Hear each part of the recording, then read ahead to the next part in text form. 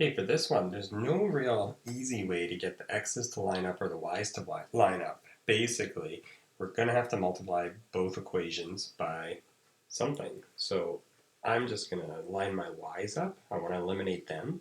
So 3 and 4 both go into 12, so I want to make this one a 12. So I'm going to multiply the top equation by 4 so that this 3y becomes 12, and the bottom equation by 3 so that this 4y becomes 12.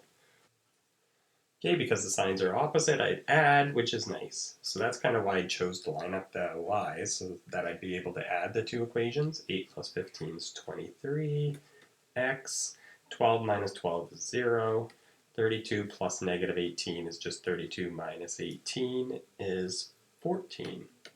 Uh-oh, this isn't very nice. 23, divide, and we get x equals 14 over 23, which I really don't like fractions and don't want to have to sub this in again.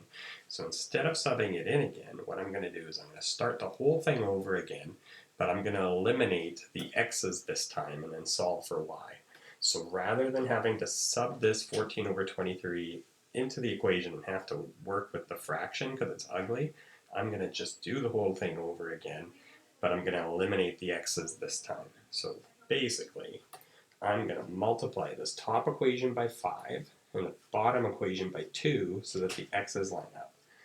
And I get 10x plus 15y equals 40 on the top equation when I multiply it by 5, and when I multiply the bottom equation by 2, I get 10x minus 8y equals negative 12. Now I subtract, since both of the 10s are positive. So when I subtract a negative, this becomes plus, and this becomes plus.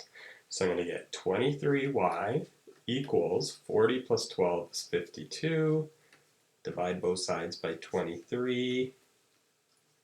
Y equals 52 over 23. And writing out my answer as an ordered pair, I get 14 over 23 and 52 over 23.